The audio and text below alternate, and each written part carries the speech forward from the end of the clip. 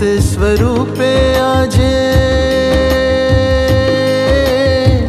સંત સ્વરૂપે આજે પોતે આવીને અમને મળ્યા હરી.